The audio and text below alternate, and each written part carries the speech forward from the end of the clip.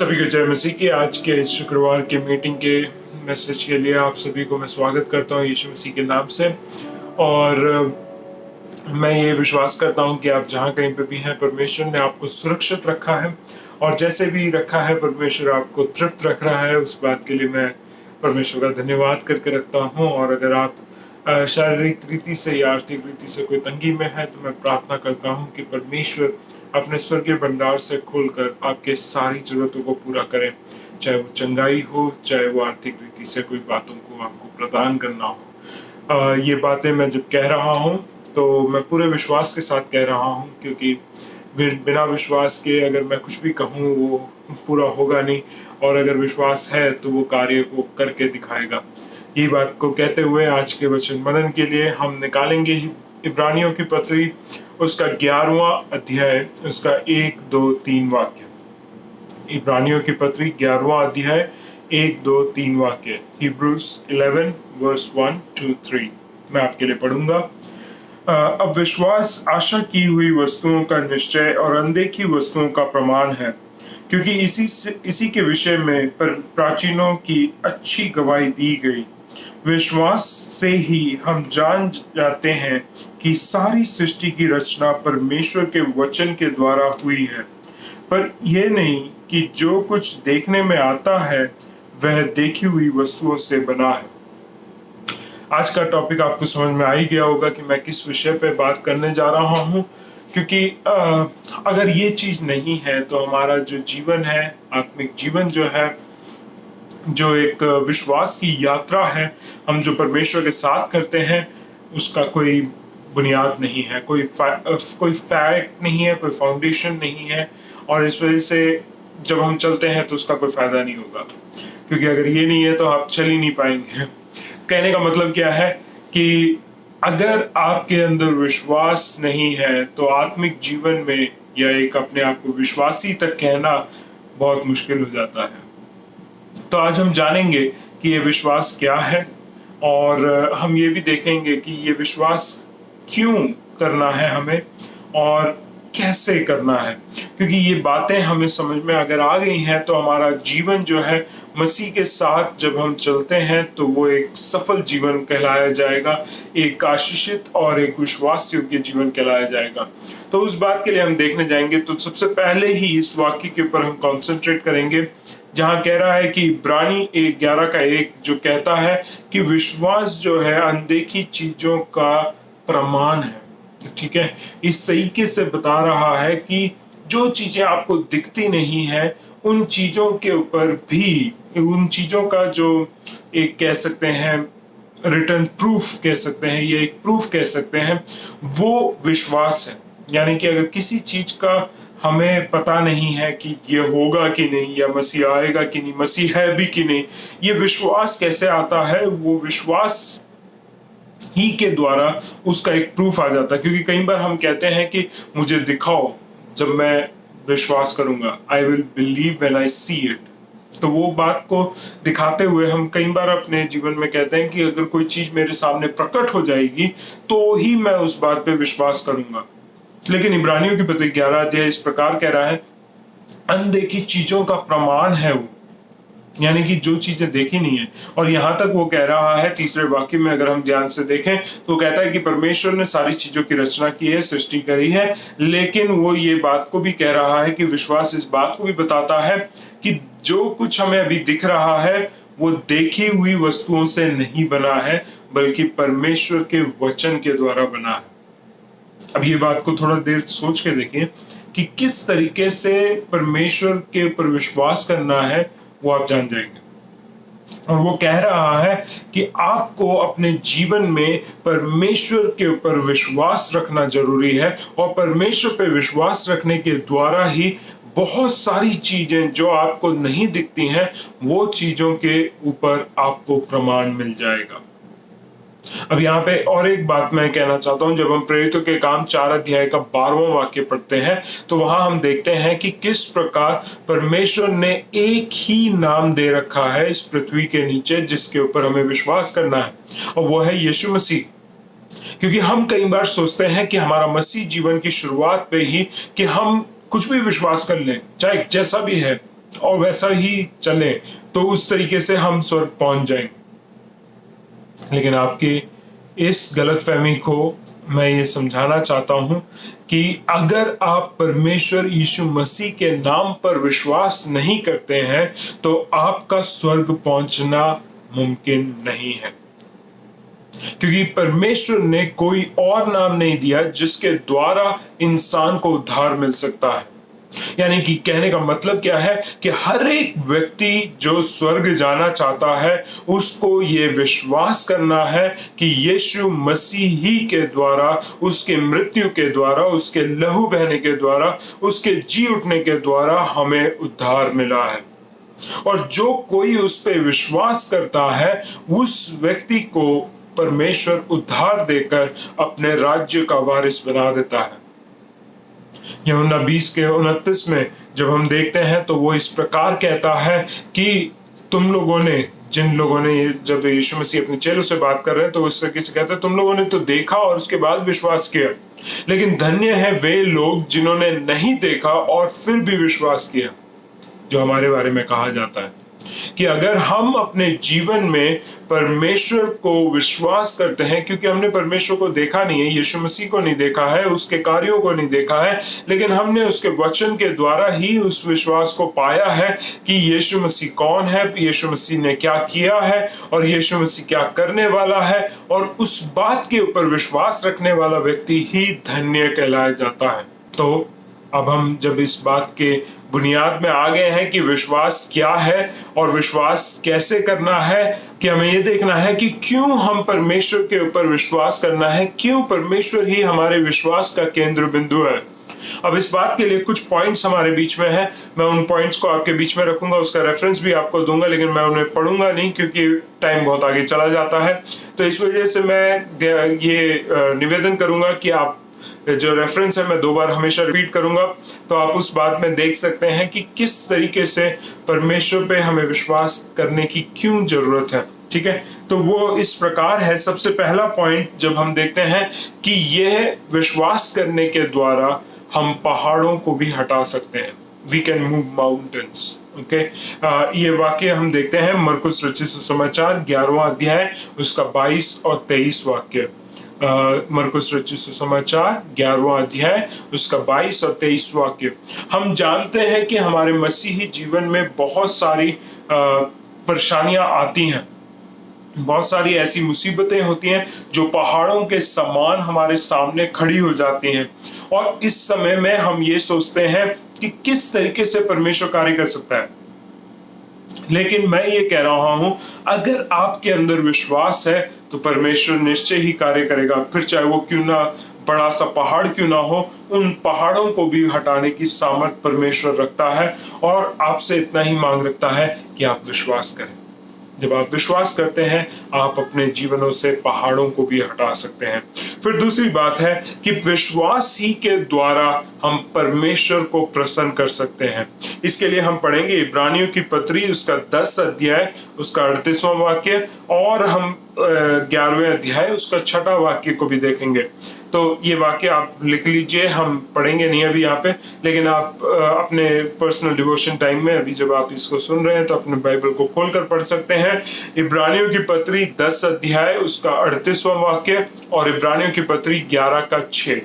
जब मैं ये बात को कह रहा हूं कि परमेश्वर उसी व्यक्ति से प्रसन्न होता है जो उस पर विश्वास करता है, हम अपने कोई भी कार्यों के द्वारा उसको प्रसन्न नहीं कर सकते।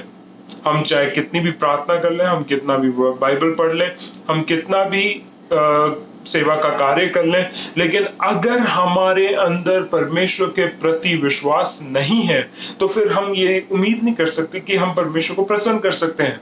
परमेश्वर हमारे जीवन से तभी प्रसन्न होता है जब हम विश्वास रखते हैं, और उस पर विश्वास रखना बहुत ही इंपॉर्टेंट है। जब हम उसके ऊपर विश्वास रखते हैं तभी ही परमेश्वर जो है हमारे से प्रसन्न होता है। अगले पॉइंट पे जाएंगे, दूसरा कुरिन्थियों उसका 5 का 7, दूसरा कुरिन्थियों 5 का 7 इस प्रकार कहता है कि हम विश्वास की नजरों से ही चलते हैं। हमारा जो शारीरिक नजर है उसके हिसाब से हम नहीं चलते, लेकिन हम विश्वास के द्वारा हम चलते हैं। यानी कि विश्वास हमारे जीवन में हो तो विश्वास के द्वारा हम अपने मसीह जीवन में जब चलते हैं तभी हमारे लिए आगे आंखें दिखती हैं। हमारी ये जो शारीरिक आंखें हैं उनसे हम नहीं चलते हैं, लेकिन हम अपने आत्मिक आंखें जो हमारा विश्वास है उसके द्वारा हम मसीह जीवन में चलते हैं। क्योंकि अगर हम अपने शारीरिक आंखों से चलेंगे, दुनियावी रीति से सोचेंगे, शारीरिक रीति से सोचेंगे, तो हम परमेश्वर के कार्य और परमेश्वर की इच्छा और परमेश्वर की योजना के बीच में एक रुकावट बन सकते हैं। क्योंकि हमारी आंखें, हमारी सोच, हमारा दिमाग, हमारे जीवन और हमारे समाज हमें इस तरीके से बता सकते हैं कि जो तुम कर रहे हो वो गलत है, और हम डाउट कर सकते हैं। और विश्वास का जो सबसे बड़ा दुश्मन है वो है हमारा संदेह। जब आप संदेह करते हैं तो आप विश्वास नहीं करते, और अगर आप विश्वास नहीं करते और संदेह करते हैं तो आपका आत्मिक जीवन बढ़ नहीं सकता, आप आत्मिक जीवन में चल नहीं सकते हैं। इसलिए परमेश्वर के पीछे अगर चलना है तो विश्वास के द्वारा ही है। तो पौलुस इस बात को कहता है कि हम विश्वास से चलते हैं, ना कि अपने नजरों से या अपनी दृष्टि से नहीं चलते हैं, लेकिन हम विश्वास के द्वारा ही अपने जीवन को चलाते हैं। फिर हम आगे देखते हैं इफिसियों की पत्री 2 का 8 और 9 और रोमियो की पत्री 10 का 9। हम जब पढ़ते हैं इफिसियों की पत्री 2 अध्याय 8 और 9 और रोमियो की पत्री 10 अध्याय 9 वाक्य इस प्रकार कहता है कि विश्वास के द्वारा ही हमारा उद्धार हुआ है। परमेश्वर का अनुग्रह है, मानता हूं, लेकिन हम ये ना समझे कि परमेश्वर का अनुग्रह काफी है। कुरिन्थियों की पत्री में जरूर लिखा है कि उसका अनुग्रह काफी है, लेकिन उन लोगों के लिए जो विश्वास करते हैं। कहने का मतलब क्या है कि अगर आप अपने उद्धार को देखें तो आपका उद्धार का जो बुनियाद है, जो फाउंडेशन है, वो परमेश्वर ने जरूर बिछाई है, लेकिन उस फाउंडेशन में अगर आपको बिल्ड करना है तो आपका फेथ होना बहुत जरूरी है। हर एक बिल्डिंग को देख लीजिए, कोई भी बिल्डिंग अगर आप देखते हैं तो आप बिल्डिंग को जमीन के ऊपर से देख सकते हैं, लेकिन उसकी बुनियाद यानी कि फाउंडेशन जो है उसको हम नहीं देख पाते हैं। लेकिन क्या ना देखने की वजह से वो है नहीं? वो है। और वही फेथ जो है, जो हमारे आत्मिक जीवन में दिखता नहीं है, लेकिन वो चीज ही हमारे आत्मिक जीवन को स्थिरता देती है या फाउंडेशन देती है, जिसके ऊपर हम अपने विश्वास के द्वारा कार्यों को करते जाते हैं और वो लोगों के सामने प्रकट होता है और परमेश्वर के नाम की महिमा का कारण ठहरता है। तो इसलिए जो फाउंडेशन एक बिल्डिंग का हम देख नहीं सकते, लेकिन वो वहां मौजूद है जिसके वजह से वो बिल्डिंग खड़ी रहती है, उसी प्रकार हमारे जीवन में हमारा जो उद्धार है वो फाउंडेड है या उसकी बुनियाद जो है वो विश्वास में पाई जाती है। और उसी विश्वास को जो हम देख नहीं सकते, उसी विश्वास के अनुसार जो है परमेश्वर हमारे आत्मिक जीवन में उद्धार देता है, और हम उस विश्वास के बुनियाद पर ही अपने आत्मिक जीवन में बढ़ते चले जाते हैं। तो इसलिए हमारा जो उद्धार हुआ है वो भी विश्वास के द्वारा हुआ है। 5वीं बात इस प्रकार कहते हैं, पहला यूहन्ना 5 का 4 और 5 वाक्य। पहला यूहन्ना 5 अध्याय 4 और 5 वाक्य वो इस प्रकार हमें समझाता है कि हम विश्वास के द्वारा दुनिया जो है या इस संसार जो है उसके ऊपर जयवंत होते हैं।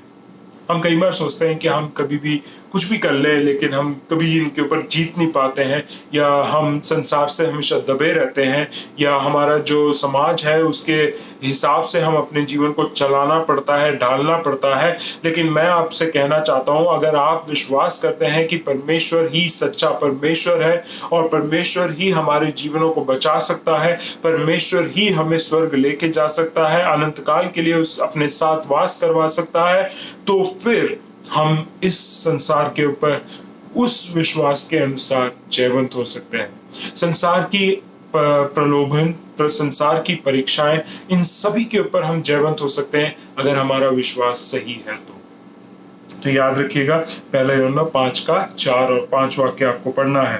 अगला जो बात है, हम यूहन्ना रचित सुसमाचार उसका 1 अध्याय उसके 12वें वाक्य में देखते हैं कि विश्वास के द्वारा ही हम परमेश्वर की संतान कहलाए जाते हैं।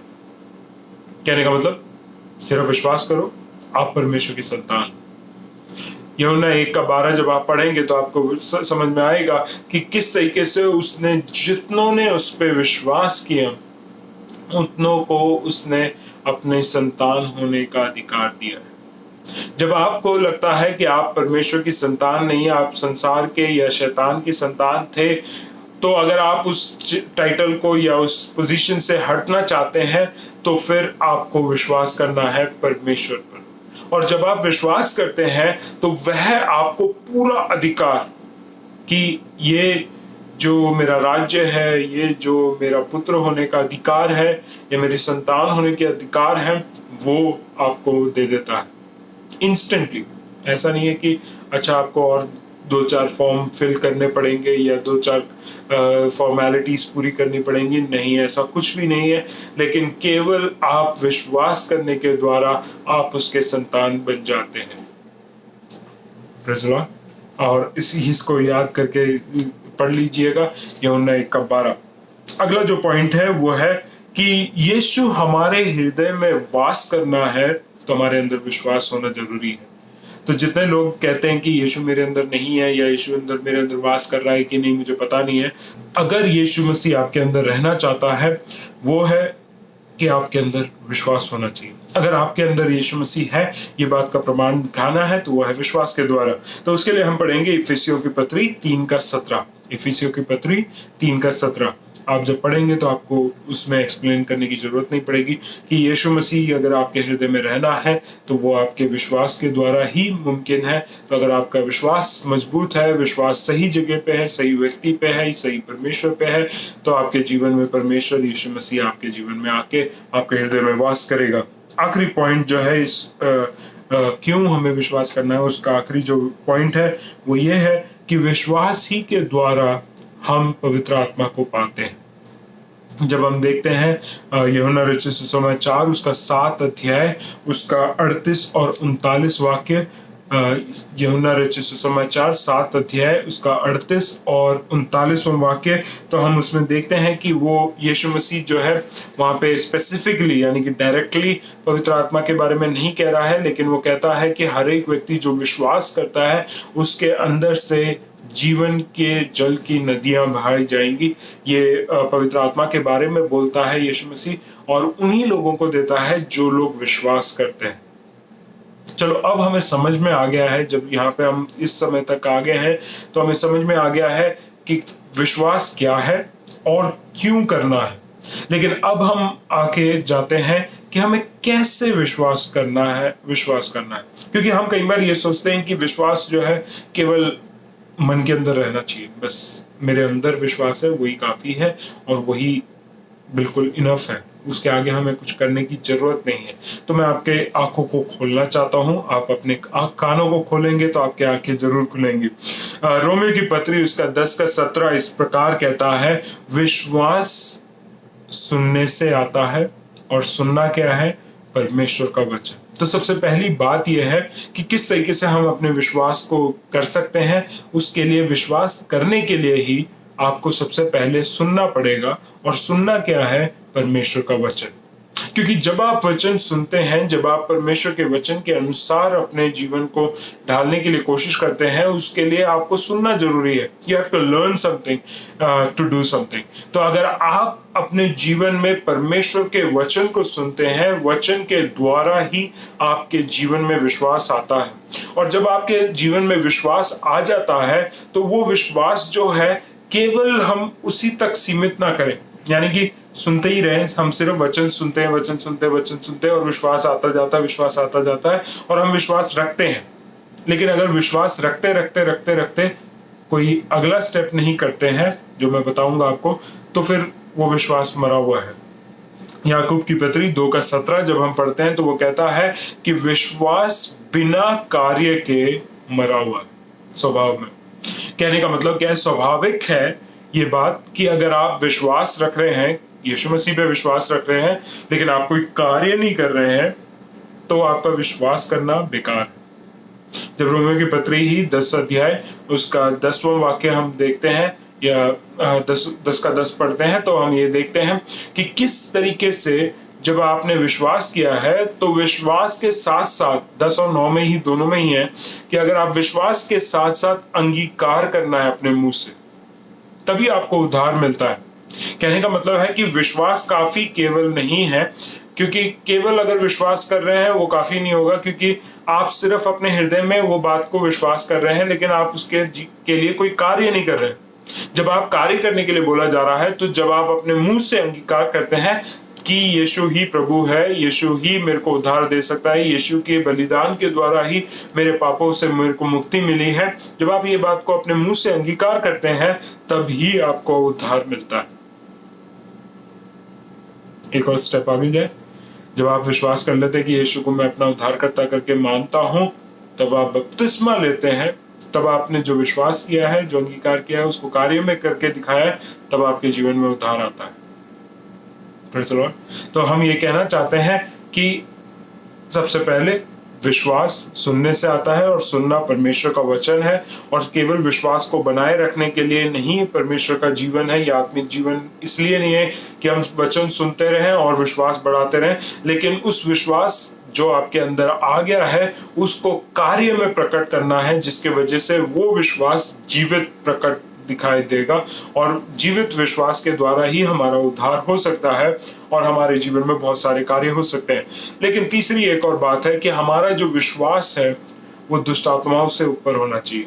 याकूब की पत्री 2 अध्याय में ही 19वें वाक्य में जब हम पढ़ते हैं तो हम ये देखते हैं कि कुछ लोग ये विश्वास करते हैं कि परमेश्वर है, परमेश्वर जिंदा है, परमेश्वर कार्य करता है, परमेश्वर जो यीशु मसीह है वो परमेश्वर का पुत्र है। ये सब कुछ अच्छी बात है, लेकिन दुष्ट आत्माएं भी यही बात को विश्वास करते हैं। इतना तो विश्वास उनके अंदर भी है। तो क्या आप और दुष्ट आत्माओं में कोई फर्क नहीं है? दुष्ट आत्माएं ये बात पे विश्वास करने के बाद भी परमेश्वर से प्रेम नहीं करते हैं, परमेश्वर के पीछे अपना जान निछावर नहीं करते हैं, परमेश्वर के कार्य के लिए अपने जीवन को नियुक्त नहीं करते हैं। लेकिन हम जो है, अगर हम विश्वास करते हैं कि यीशु ही प्रभु है, परमेश्वर ही प्रभु है, और उसके साथ ही हमारे जीवन को चलाना है और उसके अनुसार ही उसके आज्ञाओं के अनुसार ही अपने जीवन को हम आगे बढ़ाएंगे, तो अगर हम ये विश्वास करते हैं तो काफी नहीं है, उस विश्वास के अनुसार हमें परमेश्वर से प्रेम भी करना है। और प्रेम किससे प्रकट होता है? जब आप उसकी आज्ञाओं को पूरा करते हैं तो उससे पता चलता है कि आप परमेश्वर से प्रेम करते हैं। तो समझ लीजिए कि विश्वास क्या है, विश्वास क्यों करना है और विश्वास कैसे करना है। आज आपको ये बातें समझ में आ गई होंगी, मैं आशा करता हूँ, मैं ये विश्वास भी रखता हूँ कि जितने लोगों ने इस वचन को सुना और उस वचन के हिसाब से अपने विश्वास को मजबूत किया है और निर्णय लिया है कि आगे से ये विश्वास जो हमने पाया है उसको अपने हृदय तक नहीं सीमित रखेंगे, लेकिन उसके लिए कार्य करेंगे, दुष्ट आत्माओं से ज्यादा बढ़कर हम अपने विश्वास को रखेंगे और विश्वास को कार्य में प्रकट करेंगे, तो परमेश्वर निश्चय ही आपके जीवन को उद्धार देगा, आपके जीवन से प्रसन्न होगा और आपके जीवन को आशीषित करेगा। ये उम्मीद करते हुए क्यों ना हम प्रार्थना करें और आज के इस वचन को समाप्त करें। स्वर्गीय पिता परमेश्वर, हम धन्यवाद के साथ आपके चरणों में आते हैं, धन्यवाद करते हुए आपको हमारा जीवन समर्पित करते हैं और परमेश्वर कहते हैं कि हमारे जीवन में जिस प्रकार का विश्वास था, शायद वो सही था, शायद वो गलत था, तो अगर सही था तो और मजबूत करिए परमेश्वर और बढ़ाइए परमेश्वर, और उसके हिसाब से हमारे जीवन में कार्य करने का मौका दीजिए परमेश्वर, ताकि वो विश्वास जीवित विश्वास में बदल जाए। अगर वो गलत था तो परमेश्वर गलत बातों को आपने सही करने के लिए ये वचन दिया परमेश्वर, उसके लिए हम धन्यवाद करते हैं। और परमेश्वर आने वाले दिनों में हम चाहते हैं कि हमारे अंदर सही विश्वास और सही विश्वास के द्वारा कार्य होने पाए, जिसके द्वारा हम आपको प्रसन्न करने पाए। एक और बार सभी जनों को आपके हाथ में देते हैं, सबको सुरक्षित रखना परमेश्वर, अपनी इच्छा के अनुसार और अपनी योजना के अनुसार हमारे जीवन में कार्य करना, ताकि सारा आदर मान सम्मान केवल आप ही को मिलने पाए। मांगते हैं प्रार्थना विनती प्रभु यीशु मसीह के नाम से, आमीन। एक और बार मैं यही बात को कहना चाहता हूं कि अगर आपको ये वचन के द्वारा आशीष मिली है तो जरूर इस मैसेज को लाइक करें, इसको शेयर करें और दूसरों तक ये आशीष को पहुंचाएं। आपने अगर चैनल को सब्सक्राइब नहीं किया है तो सब्सक्राइब करें, क्योंकि इसमें हम और भी वचनों को डालते रहते हैं और आप उस वचनों के द्वारा परमेश्वर के आशीष को प्राप्त करें और आपका जीवन आशीषित और विश्वास में मजबूत होते हुए चलने पाए। यही हमारी उम्मीद है और यही हमारी कामना है। इसलिए हमारे सेवकाइयों के लिए और हमारे पासवानों के लिए प्रार्थना करें, ताकि हम वचन को खराई रीति से ही परमेश्वर के लोगों के साथ बांटते रहें। इसी बात के साथ मैं आप सभी को एक और बार जय मसीह की कहना चाहता हूँ। जय मसीह।